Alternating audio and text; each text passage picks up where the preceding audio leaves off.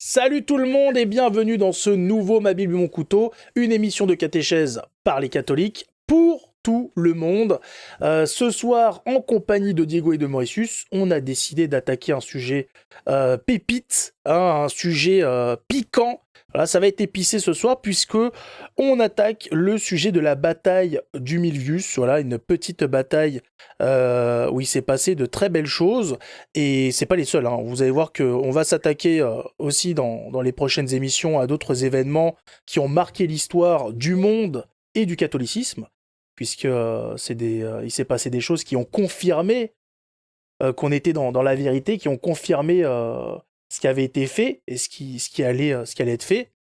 Et donc on a décidé voilà, d'attaquer comme ça des faits historiques, parce il faut connaître notre histoire, il faut savoir ce qui s'est passé euh, pour, euh, pour comprendre un petit peu où on en est et surtout pouvoir, comment expliquer ça?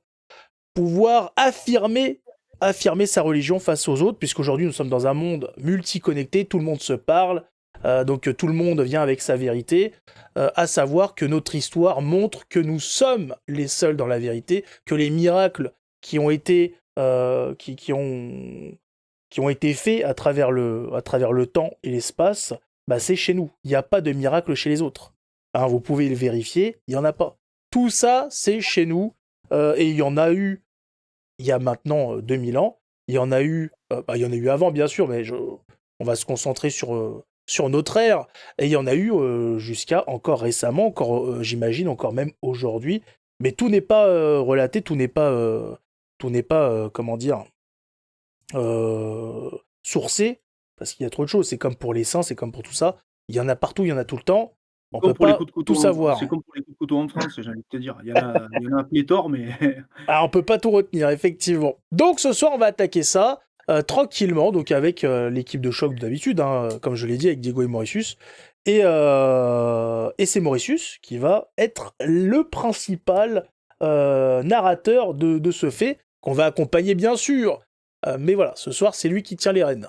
Alors vas-y Mauritius, raconte-nous un petit peu ce que c'est cette bataille, ou quand est-ce que ça s'est passé, qui était impliqué dans cette histoire, et quels sont les miracles qui ont été relatés dans cette affaire. Très bien, bonsoir Diego, bonsoir Gabriel.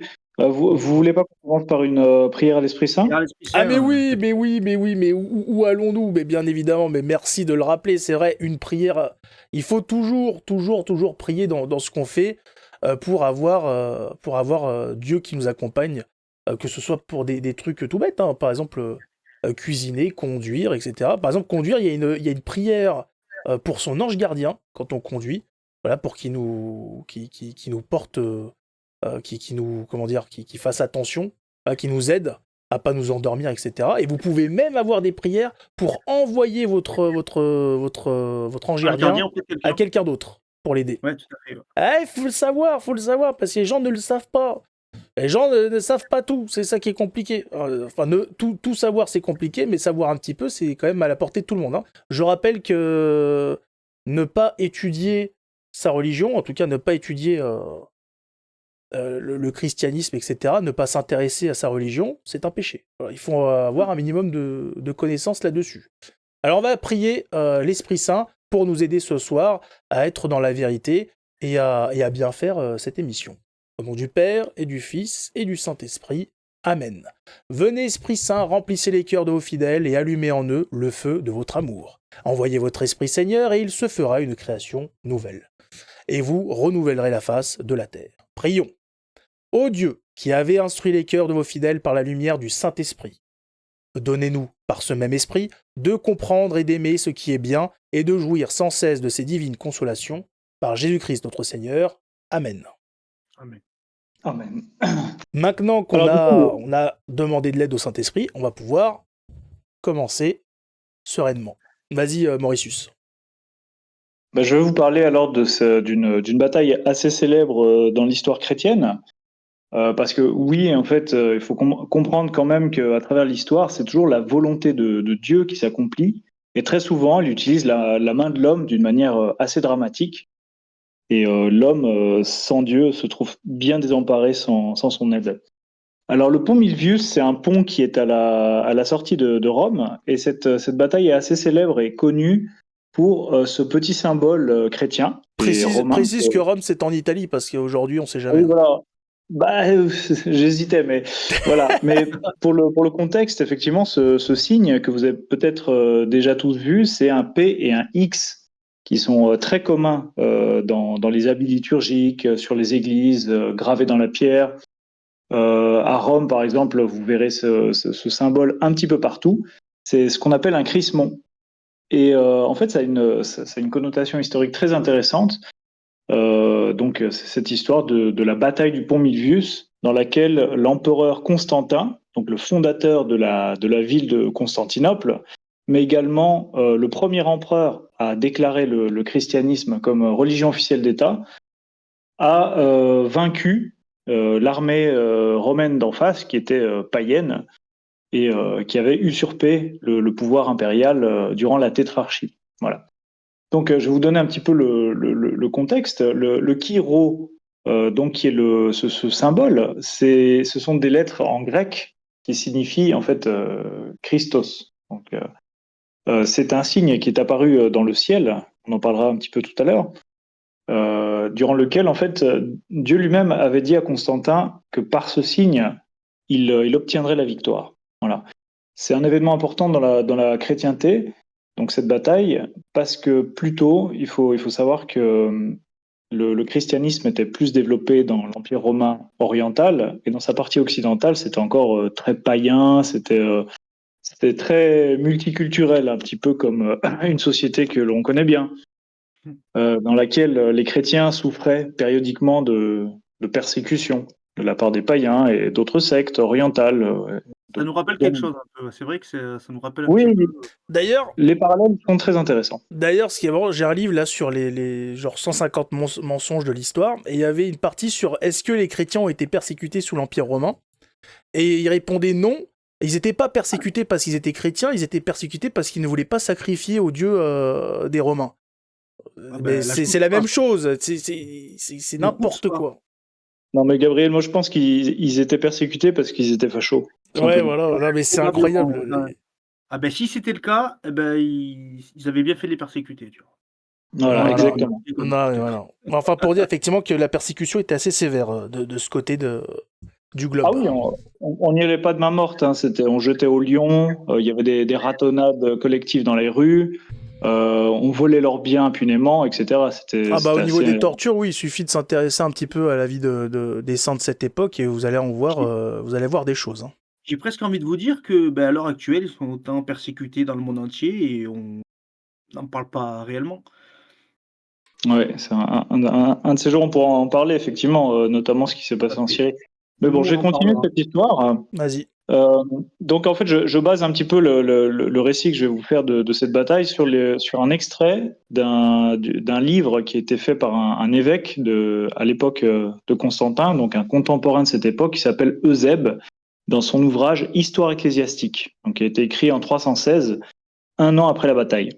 Zeb Et également, qui n'est pas de la même famille que The Bee. Non, pas tout à oui, fait. Eusèbe et Zebie, oui bon.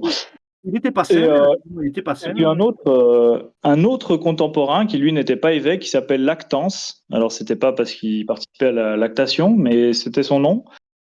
Qui lui, au contraire, était du côté païen et donc qui critique énormément ces événements en disant qu'ils n'ont absolument rien de surnaturel.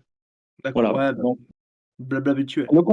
le contexte historique. Donc ce qu'on disait tout à l'heure, c'est que politiquement, l'Empire romain, à cette époque-là, c'est un petit peu le bordel. C'est un peu Ouais, comme très l'Union instable. européenne.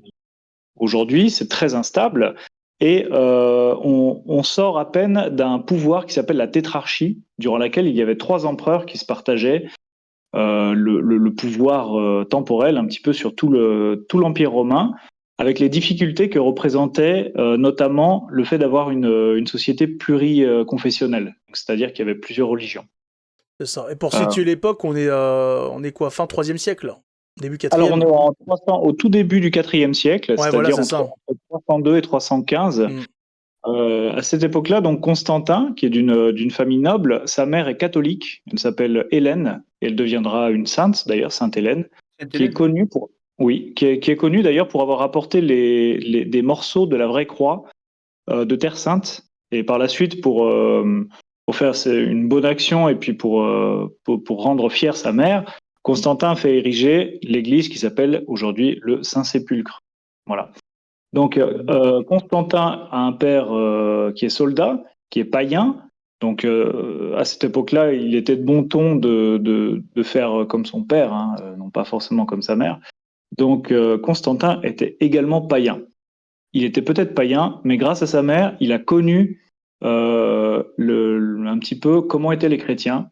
Il a vu qu'il était assez admiratif envers leur résilience, leur fécondité, du fait qu'ils avaient beaucoup d'enfants à une époque où justement les gens n'avaient plus trop envie d'avoir des enfants. Ça nous rappelle quelque chose. Encore une fois. Mais également une joie apparente et un petit peu surnaturelle par rapport aux persécutions qu'ils vivaient presque au quotidien, des injustices, également au niveau des taxes et d'autres malheurs qui leur incombaient. Ils voyaient que c'était des gens qui étaient très stables, donc ils ne se révoltaient pas, ils ne se soulevaient pas. Et du coup, ça l'a beaucoup impressionné et ça lui a donné des idées. Donc l'Empire romain à cette époque-là est en crise. Il est sous des invasions germaniques au nord et par la Perse à l'est, et n'avait pas assez de ressources pour faire de nouvelles guerres civiles. Mhm. Ce pourquoi Constantin, qui assumait un pouvoir de tétrarque, c'est-à-dire qu'il avait un tiers du pouvoir, a décidé de mettre fin à ça et de réunifier l'Empire sous un même gouvernement et surtout une même religion. C'est Voilà, ça. c'est ce qui a Est-ce motivé que Constantin. t'as précisé un petit peu les zones géographiques ou pas de chacun? Euh, pour les trois, non, pas forcément, mais Enfin, surtout pour Maxentius. Non. Constantin, Constantin et Maxence. Alors, ouais, alors, si tu veux, parle-en, Gabriel, j'avais pas prévu Bah, d'en c'est parler, si c'est tu veux. juste que, grosso modo, pour comprendre un peu géographiquement comment c'était fait, c'est que Constantin, lui, il régnait sur la partie occidentale, Gaule, Bretagne, Hispanie, et notre ami Maxence, lui, il contrôlait Rome et ses alentours. Voilà. Et au point de vue stratégique, c'était lui qui était mieux loti que Constantin, pour savoir un peu comment ça s'était fait géographiquement.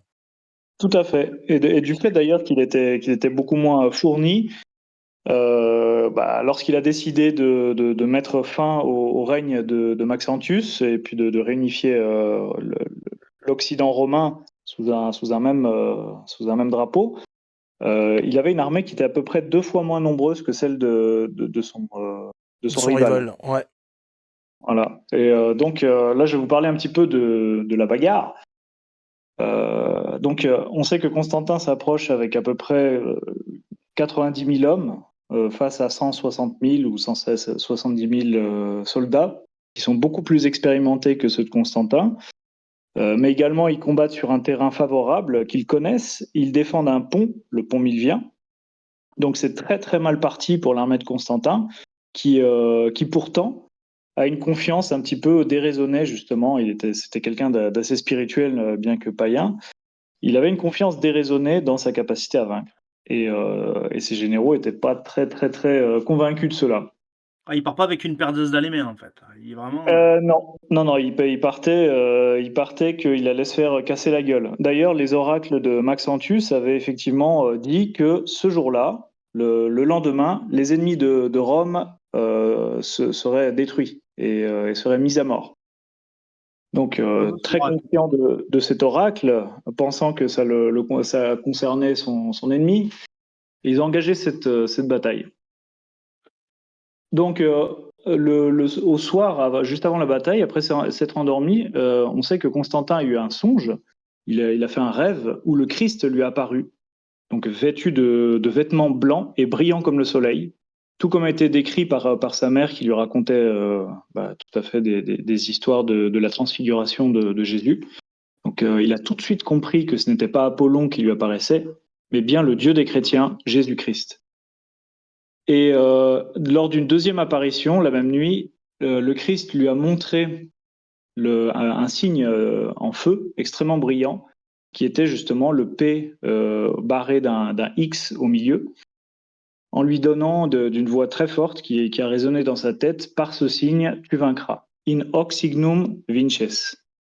Donc, paraît-il qu'il est sorti de sa tente, peut-être effrayé. Hein. J'imagine que quand on a ce genre de songe, on n'est pas très très bien après.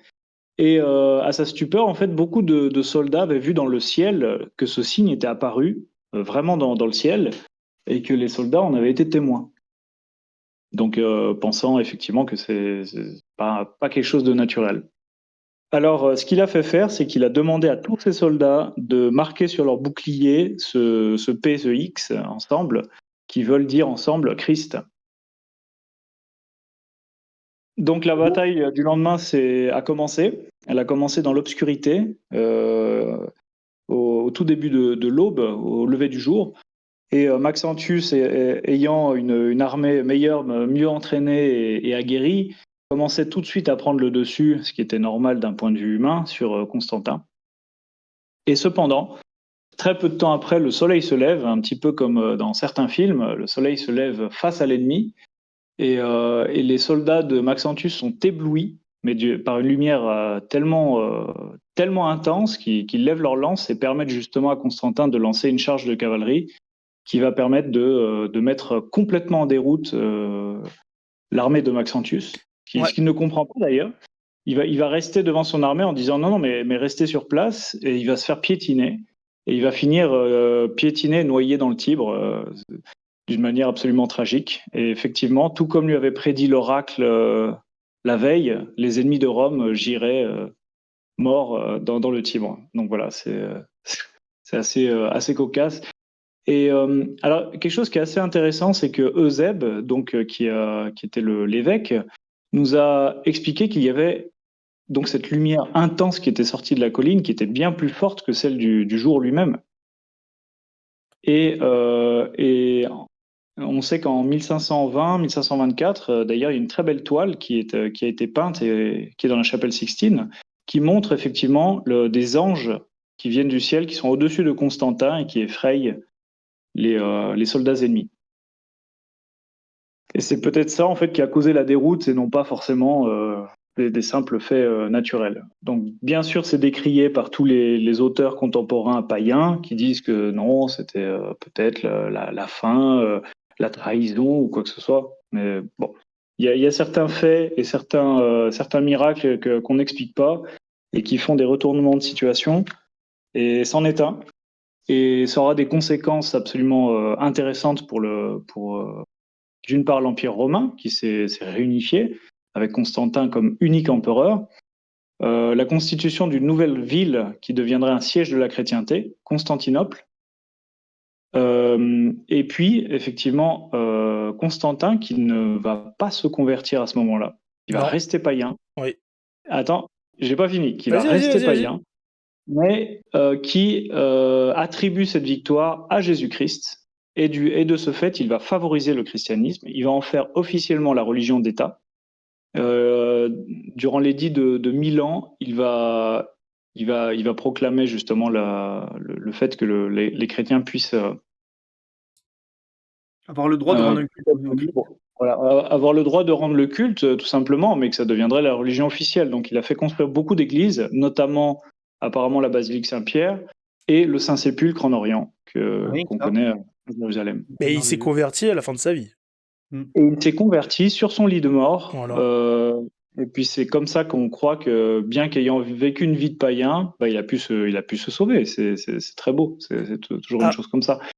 Alors, il y a quand même des détracteurs par rapport à ça qui disent que l'édit de Milan stipulait que chacun peut adorer à sa manière la divinité qui se trouve dans le ciel. Et en cela, en fait, c'est assez paradoxal parce que à cette époque-là, il y avait des religions, enfin des religions plutôt des sectes qui étaient monothéistes, c'est-à-dire par exemple le manichéisme, le mitraïsme, mais aussi le talmudisme juif.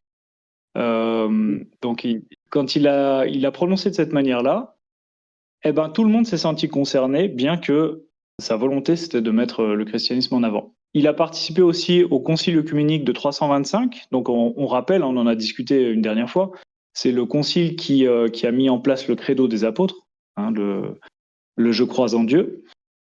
Et puis, il a fait également pas mal de choses, comme par exemple Ah non, j'en ai déjà parlé pour Saint-Pierre et Sainte-Sophie. Voilà. Donc il s'éteint en 337 à Nicomédie, en Asie mineure. Et aussi surprenant que cela puisse paraître, le premier empereur chrétien ne reçoit le baptême qu'au moment de sa mort. Voilà. J'en ai un petit peu terminé. Je ne sais pas si vous avez des choses à rajouter. Moi, j'aurais aimé ajouter des choses par rapport à la bataille en elle-même, parce que dans les choses bizarres qui se sont passées, bizarres ou miraculeuses, bah, il y a eu en fait des directives de Maxence qui étaient complètement désastreuses en fait. On n'a pas compris pourquoi il avait fait certains choix lors de la bataille qui allaient plus l'affaiblir qu'autre chose.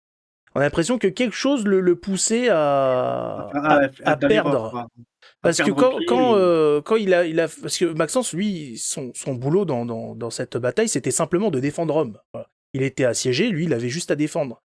Sauf que, on sait pas pourquoi, au lieu de rester tranquillement derrière les murailles, et donc de pouvoir gérer, comment dire, Plus assez facilement facilement l'arrivée, oui, la voilà. bataille, pouvoir utiliser les murailles pour se protéger plus facilement et tuer davantage de soldats dans le camp adverse, il décide, on ne sait pas pourquoi, de sortir avec son armée pour affronter Constantin en terrain ouvert.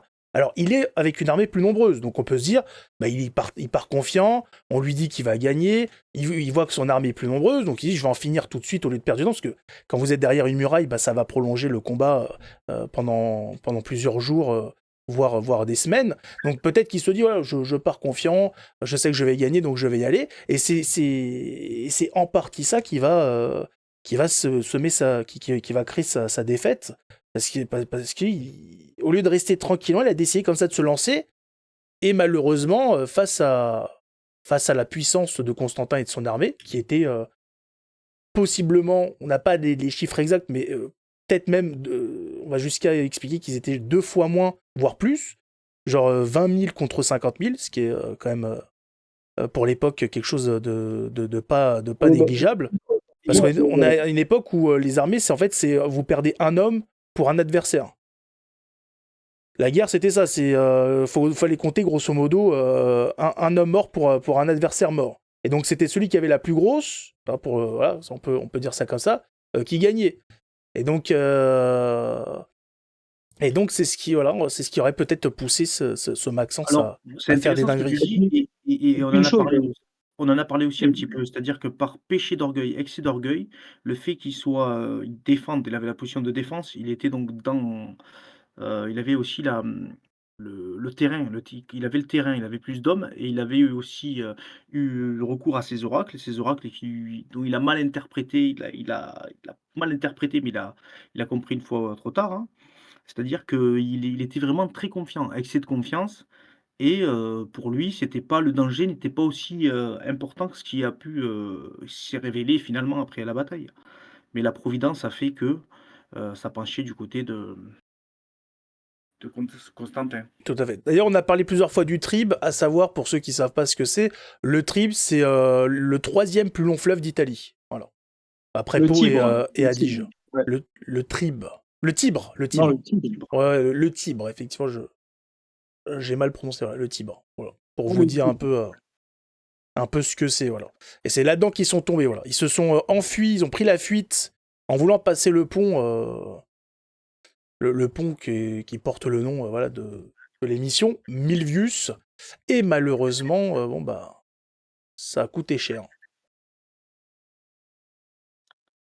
Et donc voilà, ils ont pris la flotte. Et puis ce qui est vraiment intéressant de relater là, c'est les différents, degrés de choses surnaturelles. Le premier, c'est ce signe incroyable. Ensuite, c'est la prophétie de l'oracle, même si c'est dit par des païens, c'est quand même intéressant. Les ennemis de Rome seront vaincus demain, point. Et puis, le fait que Maxence ait fait autant d'erreurs stratégiques, même s'il avait le pont aussi pour se défendre. Et puis la dernière chose, c'est les anges qui apparaissent sur la crête qui mène jusqu'au pont, donc, parce que c'est un pont qui relie la terre ferme à Rome. Tout simplement, ça fait quand même pas mal de choses pas mal de coïncidences qui se cumulent pour faire que les choses se passent aussi bien pour Constantin. qui apparemment n'avait rien pour lui. Voilà. Et oui, oui. Et puis, et c'est pas la seule fois, hein.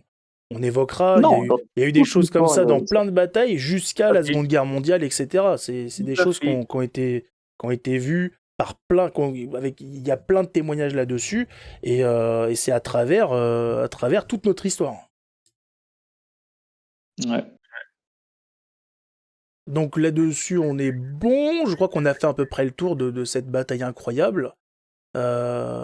Et faut pas prendre cette bataille à la légère parce que ça a vraiment été un tournant dans comment dire Dans la vie du christianisme, dans l'Empire dans la... romain, et oui, pour le christianisme, parce que suite à ça, si Constantin avait perdu, bah le christianisme aurait vécu de mauvais jours. Alors que avec la victoire de Constantin, et bah, c'est l'expansion du christianisme. C'est voilà, c'est comment dire, c'est la fin des persécutions, etc. Et à la suite de ça, on va avoir une expansion du christianisme jusqu'aux conséquences d'aujourd'hui, où on a le christianisme qui est diffusé à travers le monde. Donc comme quoi, c'était bien fait, parce qu'il y a des gens qui disent oui, non, moi le christianisme, vu que ça vient de l'étranger, non, ça me parle pas. Je préfère prendre une religion qui vient de chez moi. Païenne, voilà. Non, mais ça Genre marche pas comme ça en Thor et fait. compagnie. Il est pas là pour te faire plaisir en fait. Il a pas que ça à foutre. Il va pas venir chez toi pour te faire plaisir. Il cherche à accomplir ce qui a été prophétisé, et le résultat est là. En partant du beau milieu de Jérusalem, en envoyant ses apôtres, eh ben, il a fait ce qui a été dit. La parole a été propagée à travers le monde, sur Ce qu'il tous nous les avait promis. continents. Exact. Et puis le fait que l'Empire romain, à ce moment-là, était encore même s'il était déclinant, était encore dans son apogée, ça a été un facteur de multiplicateur de la diffusion du christianisme dans tous ces pays, que ce soit la Gaule, l'Hispanie, la Bretagne. Ça a été très très rapide. Après Constantin, en fait, tout simplement, bah, tout l'Occident est devenu chrétien. C'est ça C'est qui est ça. important. Et ça a été fait de façon passive, hein. Voilà, les gens qui commencent à dire oui, ça a été des persécutions et tout. Non, pas du tout. Pas du tout, pas du tout, pas du tout. Il suffit d'étudier un peu les choses, d'étudier un peu comment certains saints ont fait. Ils ont débarqué. Il y en a, ça n'a pas été facile. Il y a eu des saints qui ont débarqué dans des villages ou dans des villes et qui se sont fait lapider ou quoi. Il y en a qui sont morts en voulant évangéliser. Et c'est pas du tout comme ça. Voilà. Je pense pas, on le voit d'ailleurs aujourd'hui, des gens qui débarquent avec une idéologie, euh, une croyance qui va appliquer une hostilité, comment dire, des actes barbares à l'encontre d'une population. Ça a pas l'air d'être très efficace pour propager cette dite croyance. Et c'est une chose qui fait que ça a bien marché, c'est que le christianisme n'est pas venu comme ça. Il est venu avec des gens qui avaient la foi, qui avaient des miracles pour eux, pour évangéliser. Et des fois, c'était 3000 baptêmes à l'avenue d'un saint. C'était des milliers de gens qui se convertissaient, qui lâchaient leur culte qu'ils vivaient. Parce qu'aujourd'hui, il y a des païens, oui, moi je reviens. Il y a des gens qui ont rien vécu, qui ne connaissent rien de la croyance de l'époque, qui veulent y retourner, alors que leurs ancêtres, qui la vivaient, cette croyance, qui étaient tous les jours dans cette croyance de faux dieux, etc., eux ont tout lâché. Ils ont tout laissé tomber pour le christianisme. Et j'ai une tendance plutôt à faire confiance à ces gens-là, plutôt qu'à des gens qui n'ont rien vécu, qui n'ont rien vu de ce qui s'était passé, qui se brodent, qui se fabriquent une croyance en prenant telle chose. Je vais prendre Odin, je vais y rajouter un petit peu de religion grecque, je vais prendre ci, je vais prendre ça. La religion à la carte, la croyance à la carte, Oui, voilà, ça c'est d'accord, le tu as mal de raison. ce monde. Voilà, je me fais mon petit truc, ma petite tambouille. Je vais prendre ce qui m'arrange dans tel ou tel truc. Mais ça marche pas comme ça la vie. C'est pas comme ça qu'on devient un adulte accompli. C'est pas comme ça qu'on devient quelqu'un de sérieux. Tout à fait. Et oui. Ça, c'est les trucs Mais des disons anciens. que cet esprit-là, je rebondis un petit peu là-dessus, Gabriel, parce que cet esprit-là du libre arbitre, de la libre interprétation, de la libre interprétation religieuse, ça vient du protestantisme, donc qui a été le fléau, on va dire, du christianisme, puisque c'est la fin en fait de la croyance en la tradition des apôtres. Mm. Mais c'est surtout en fait le fait de ne plus s'en remettre à Dieu lui-même, mais s'en remettre à soi-même. Mais tu sais, ça. Donc, si vous Mm. allez faire votre religion à votre sauce, ne soyez pas chrétien, tout simplement. Allez plutôt des choses. Je peux pas donner ce conseil-là, mais Non, mais, en tout non, cas, non, mais surtout, c'est on ne peut pas être renseignez-vous. chrétien. Oui, Parce que voilà, ressaisissez-vous. Voilà. c'est pas possible. Si vous êtes, en tout cas, catholique, Pas complètement. la religion, la vraie, hein, et qu'on arrête de nous dire oui, le mot catholique est apparu au je sais pas quel siècle. Dès le début, dans les premiers siècles, le mot catholique est là. De toute façon, voilà. C'est pas ce qui compte. Je sais pas, lisez la Bible, lisez le catéchisme, enfin c'est là, c'est sous vos yeux. Arrêtez de vous inventer des choses. Tout est là, vous n'avez aucune excuse. On n'est pas une époque où il n'y a pas d'imprimerie, où on doit se contenter de la messe du dimanche pour apprendre, voilà, avoir du psaume, avoir de l'évangile et compagnie. Tout le monde aujourd'hui a accès gratuitement à la Bible, au catéchisme, tous les catéchismes. Vous les avez tous. Concile de Trente, Saint-Pie X, même le nouveau si vous voulez. Mais moi je vous conseille quand même de prendre les anciens.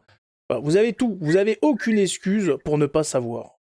Et Et après, puis, pour revenir, après je te laisse la parole, juste pour revenir sur ton histoire de libre arbitre, moi je pense que le protestantisme a fait son mal, mais c'est quelque chose qu'en fait qu'on a, c'est-à-dire Dieu nous a donné le libre arbitre, mais des fois on l'utilise, voilà, on l'utilise pour faire des conneries. C'est son principe, c'est que le libre arbitre, tu peux faire le bien avec et le mal, et bon bah il y a quand même une partie, il y a beaucoup de gens qui l'utilisent principalement pour faire n'importe quoi, et ce même avec la religion. exact. Ouais. Et je voulais juste dire une petite chose, c'est que lorsque vous recherchez un verset de la Bible sur Internet, marquez par exemple telle parole de la Bible et vous mettez Bible crampon. Pourquoi? Parce que la Bible crampon, c'est une des seules Bibles qui soit vraiment catholique, dans le sens où elle ne sort pas de la tradition et elle n'est pas réécrite tous les 2 ans par des gens, quoi.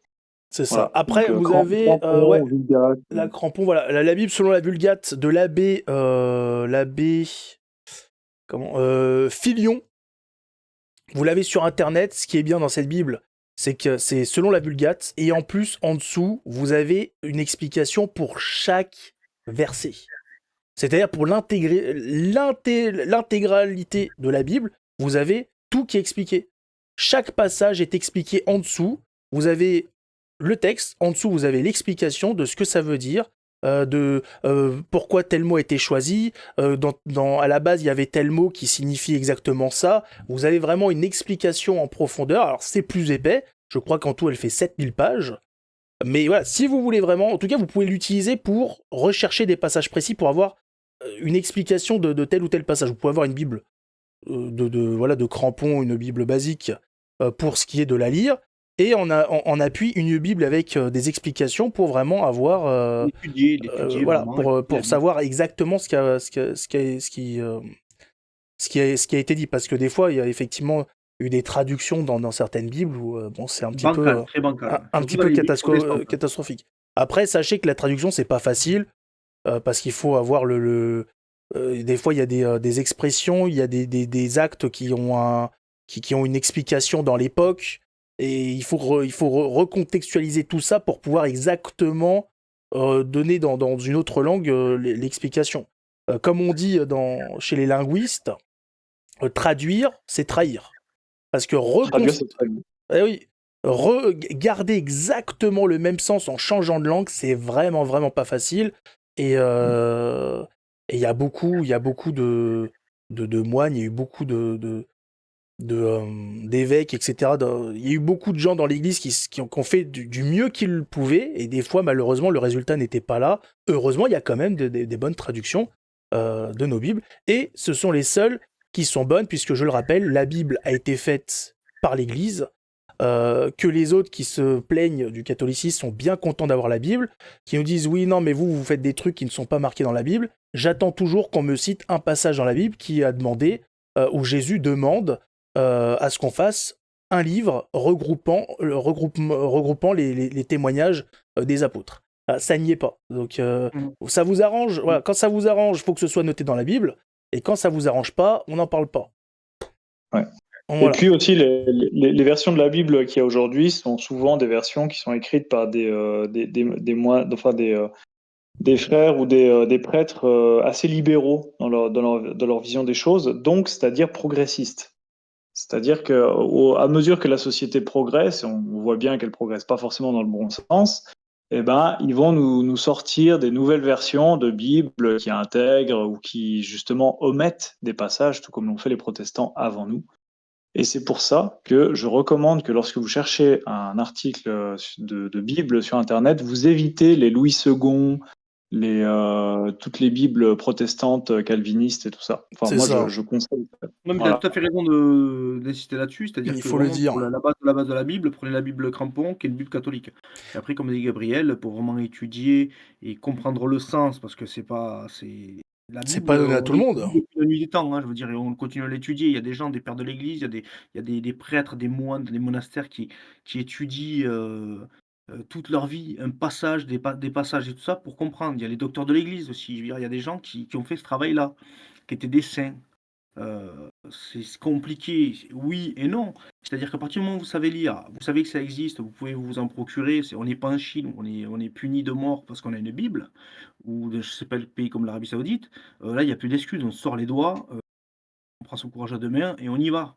C'est ça. L'essentiel est compréhensible. Après, pour ceux qui veulent approfondir, bah là, il faut effectivement commencer à aller voir les docteurs de l'Église, etc. Mais le principal est comprendre. Voilà, Dieu a bien Oui, fait les tout à fait. choses. Voilà, il n'y a pas besoin d'avoir fait un doctorat pour comprendre la Bible. On a fait le tour. J'avais envie de dire aussi avant, faites attention aussi, parce on parlait de ça. Attention aussi au catéchisme. Voilà. Il y a certaines paroisses, même traditionnalistes, qui ont tendance à trafiquer des passages. J'en viserai aucune. Enfin, je ne parlerai pas de la fraternité Saint-Pie-X. Mais voilà, faites attention parce qu'il y a des passages qui sont tronqués et on ne sait pas l'ampleur des dégâts. Voilà. Et Tu peux nous en parler en détail, un de ces quatre. je Gab, ce peux serait évoquer intéressant. juste un exemple. Par exemple, la fraternité Saint-Pie-X a réédité un catéchisme Saint-Pie-X. Et dans le catéchisme Saint-Pie-X, il est expliqué qu'il faut jeûner à partir de minuit. Le samedi minuit pour la messe du lendemain. Et ils ont modifié ça en expliquant, donc en tronquant ce passage, en expliquant que dans le catéchisme de Saint-Pédis, il est dit qu'il faut jeûner 1 heure avant la messe. Ouais, il me semblait qu'il y avait un truc comme ça, effectivement. Moi, je vous le dis, hein, moi, je fais partie de la fraternité Saint-Pédis, effectivement. C'est ce qui est enseigné. Voilà. Et le problème, c'est que c'est pas dans l'original. Donc on a trafiqué le catéchisme de Saint-Pédis. Et je pense pas que on soit autorisé à faire ce genre de choses. Ah non, pas du tout. Donc c'est pour ça, voilà, vous avez les versions sur Internet qui datent, et comme ça vous êtes tranquille, vous êtes sûr d'avoir l'original, d'avoir une bonne version, avec les textes de l'époque, avec ce qui a été dit.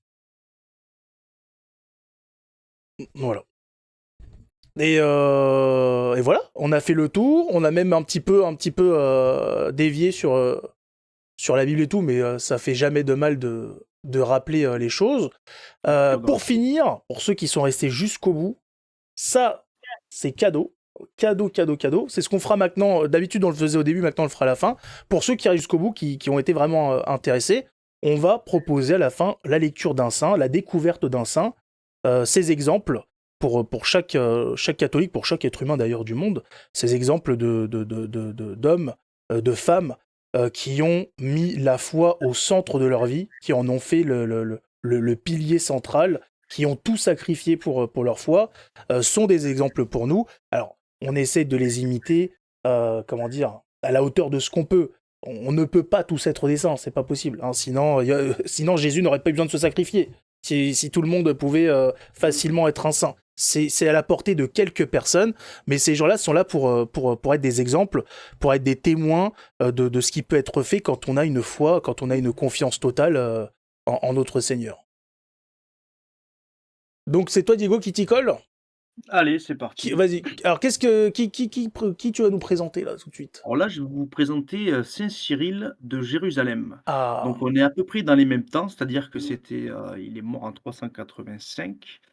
donc on est au Je vais vous IVe parler donc siècle. du 4e siècle, ouais. Donc de saint Cyril de Jérusalem. Il est fêté le 18 mars. C'était, comme tous les saints, un grand homme dont la vie est l'exemple de la foi, de sa sagesse et sa persévérance inspire encore beaucoup de monde aujourd'hui, comme beaucoup de saints, mais particulièrement des saints comme lui. Alors, il est né à Jérusalem, vers l'an 315.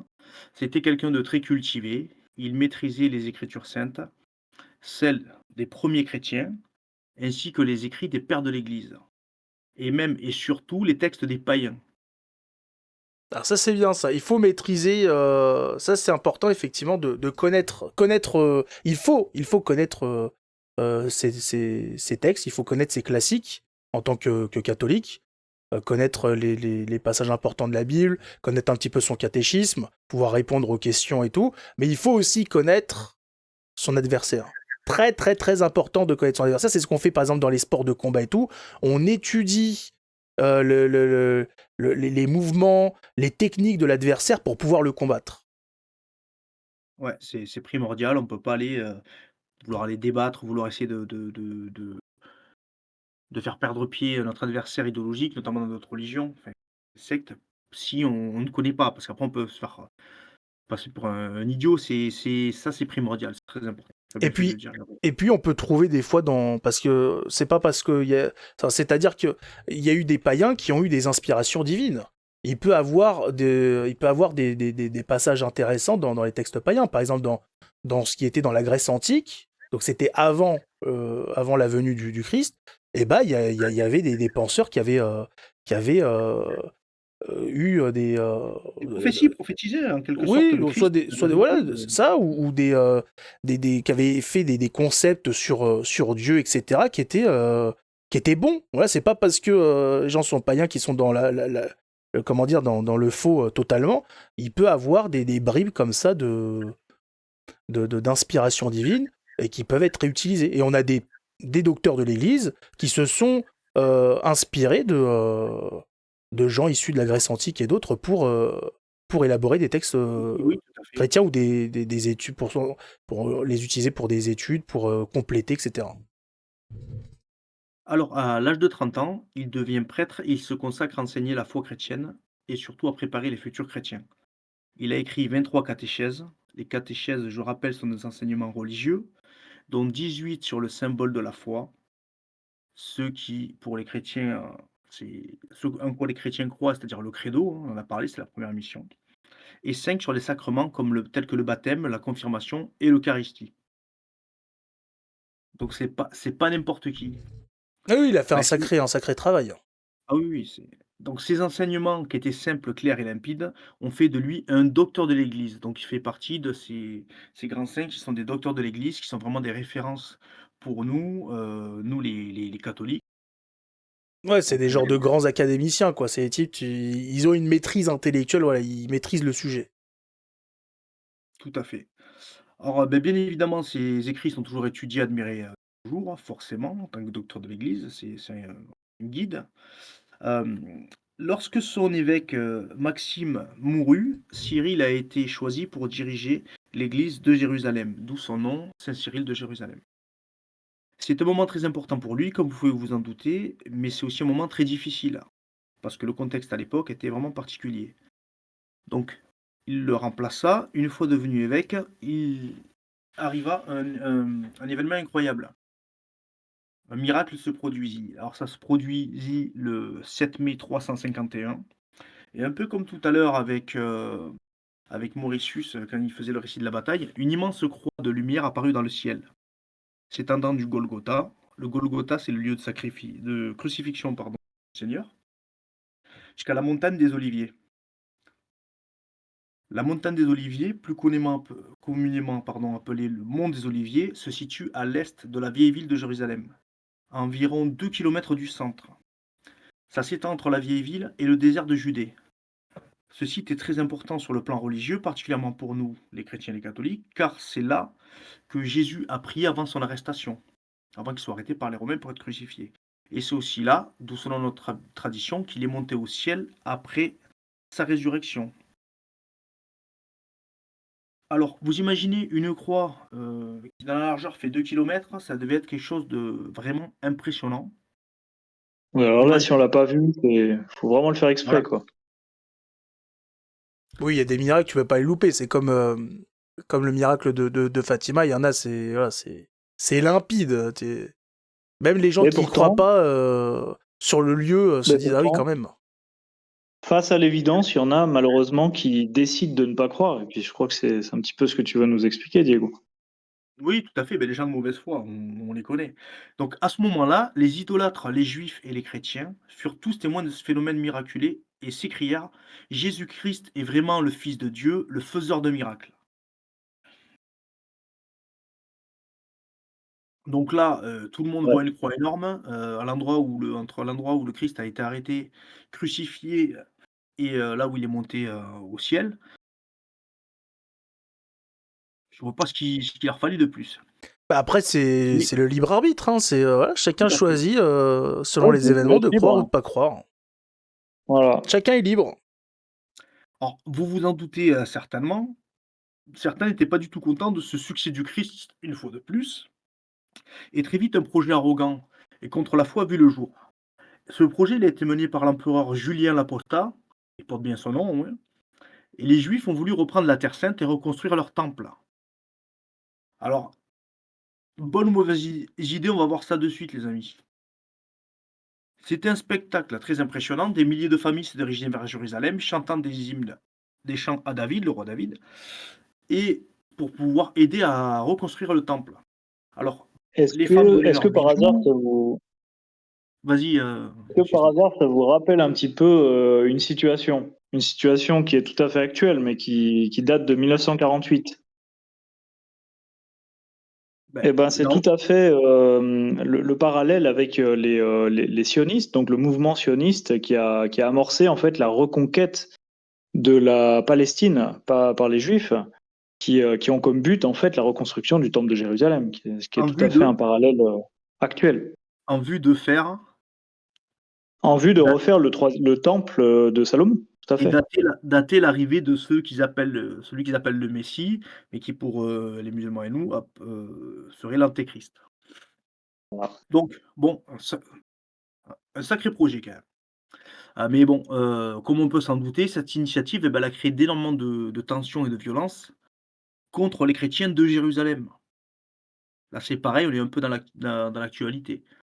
Les chrétiens, à ce moment, à Jérusalem et aux alentours, ils se font un petit peu molester. Je sais pas qu'est-ce que vous en pensez? J'en pense pareil Bah que oui. toi. Donc, à cette époque, cette colonie chrétienne de Jérusalem, elle se retrouvait entourée et coincée par la foule juive qui les pressait de toutes parts. Ils prenaient des coups de pression, ça devait être quelque chose. Chaque jour, ils étaient insultés, ridiculisés. Les fils d'Israël étalés, dits Ruffins, ils s'étaient appelés Ruffins. Ah, Allez, un petit j'en clin d'œil connais un pour Druffin Stéphane. moi. Ouais, tiens, ça me dit quelque chose. Alors, les Juifs se montraient extrêmement arrogants et fiers, et ils commettaient des actes cruels contre les chrétiens sans être punis, et ils appelaient ces violences le début du retour du règne de David, le roi David, toujours pareil, le roi.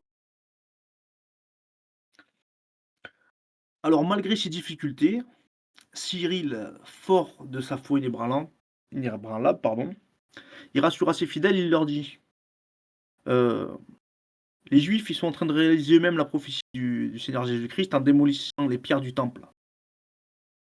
Bah oui, on En peut pas gros, aller à l'encontre des prophéties du Christ. Hein. donc il a dit laissez faire, ça va bien se passer, quoi. C'est ça.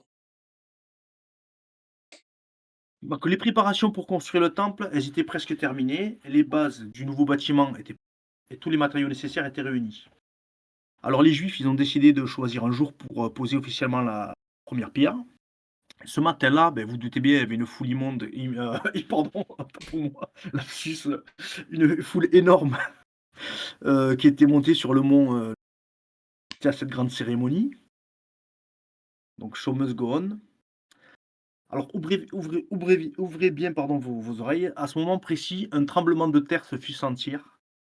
La convulsion intérieure fut telle que des éclats de rochers s'élançaient des entrailles du sol comme poussés par une éruption volcanique, tuant les ouvriers les plus rapprochés et portant au loin la mort dans les rangs des spectateurs. Même les spectateurs, ils ont ramassé.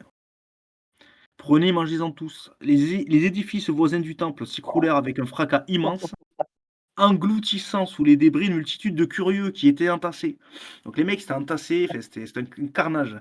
Les cris des mourants et des blessés retentirent au milieu d'un sauve-qui-peut général. Le tremblement de terre dura toute la journée, avec des intermittences terribles. Donc Bah bon, au oui, mais... final, la réponse, tout à l'heure, je vous ai posé la question, est-ce que c'était une bonne ou mauvaise idée? Là, vous l'avez. Ah, c'était pas la meilleure des idées, ouais. Ouais, mais ça les empêche pas de recommencer, hein. Ah, attends, c'est pas fini, c'est pas fini. C'est pas Non, je les entends. Le lendemain, les secousses étaient terminées et les gens ont retrouvé un peu de courage. Ils ont commencé à fouiller les débris et ils ont pour regarder s'il y avait des survivants. Il y avait quelques survivants. Après cette première opération qui s'est déroulée sans problème, donc ils ont repris un petit peu confiance, l'espoir et le courage sont revenus dans le cœur de ces braves gens. Et que pensez-vous qu'ils ont fait par la suite? Ah bah, et, on est reparti, mon kiki. On est Ben, reparti, les pelles et les pioches. eh bien, on pensait pouvoir reprendre tranquillement le travail et qui avait brusquement été arrêté. À peine les ouvriers étaient-ils prêts à recommencer, et bien là, bam, rebelote, c'est reparti. Deuxième rasade, deuxième round. J'ai envie de dire, ils s'attendaient à quoi? Ah bah, quand il y en a pour un, il y en a pour deux, hein. Il disait quoi déjà Einstein sur la folie, vous vous rappelez ou pas? C'est de Ah oui, persister oui, alors qu'il y a tout le temps le même de- résultat. Ouais, la folie, c'est de faire toujours la même chose et s'attendre à un résultat différent. voilà. Donc là, on est en plein dedans, j'ai envie de vous dire. Une énorme explosion de feu sortit soudainement du sol, accompagnée d'un orage terrible. Cette fois, il y eut encore plus de victimes. Les flammes étaient si fortes qu'elles brûlaient instantanément les outils en fer, comme les marteaux, les haches, les scies et les pics. Un cyclone tournant au-dessus de la montagne emporta tous les matériaux pour la construction, emporta tous les matériaux qui étaient là pour la construction, comme si c'était fait de paille. Et là, leur souffrance dura toute la journée. Eh ben, je sais pas ce qu'il faut si vous voulez un petit signe. Je pense que ce genre de petit signe est plus ou moins Mais assez clair. est-ce Je veux qu'ils ont dire, retenté le surtout lors des lendemain? emplois. Alors, la nuit venue, ça a pris un caractère, il y a eu un prodige encore plus grand, c'est-à-dire qu'une grande croix se dessina dans le ciel, en trait de feu, en feu, une croix de feu, et des milliers d'autres petites croix du même genre, donc des petites croix de feu, circulaient dans les airs et venaient s'incruster sur les vêtements des Juifs. Venaient s'incruster sur les vêtements des Juifs, en y traçant distinctement des croix noires constellées au moyen de petits trous d'une finesse et d'une régularité incroyablement subtile, comme si c'était cousu, tu vois. Euh, Incroyable. Incroyable, énorme. Donc, dans cette Et nuit puis, affreuse, pardon? non, vas-y, finis, Et Diego. dans cette nuit affreuse, on entendait des voix proclamer la divinité de Jésus-Christ et demander le baptême. Il y a énormément de versions à ce moment-là. Julien l'Apostat et un grand nombre de Juifs s'obstinèrent dans leur incrédulité, mais le monde entier ne s'y trouva point. Dieu avait vengé la mort de son Christ et confondu l'orgueil du peuple déicide. Une fois de plus, j'ai envie de vous dire. Et puis, il faut se souvenir quand même de la promesse que Jésus-Christ a faite en pleurant sur Jérusalem, en disant que de ce temple, il ne subsisterait pas pierre sur pierre. Tout à Et fait. là-dessus, faut quand même se dire que le temple, à l'époque, le temple avant la révolte de Bar Kokhba en 73 après Jésus-Christ, toutes les pierres étaient incrustées d'or. Donc les Romains, voulant récupérer l'or qui était sur le temple qu'ils avaient pris, ils ont tout simplement mis le feu pour faire éclater ces pierres et pouvoir récupérer leur fondu qui allait en tomber.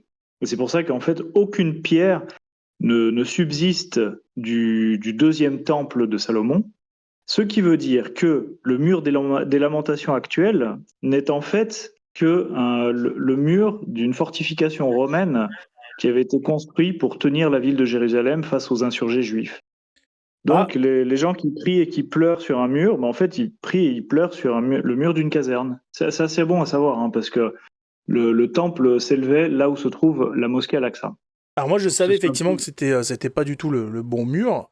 Alors je savais plus si c'était je savais pas si j'avais cru entendre, je sais plus si je confonds. C'était le truc d'un ancien truc païen qui avait été fait là après. Mais en tout cas, ce qui est sûr, En c'est tout que cas, c'est pas ce qu'ils croient. Mais je pense qu'ils le savent, hein. oh, je sais pas, hein, vu le nombre de papiers qu'ils mettent dedans, je me pose des questions des fois. Ouais. Donc, après les années suivantes, elles furent assez compliquées quand même pour Saint Cyril, à cause des manigances de son rival Acas, qui était un l'évêque arien de Césarée.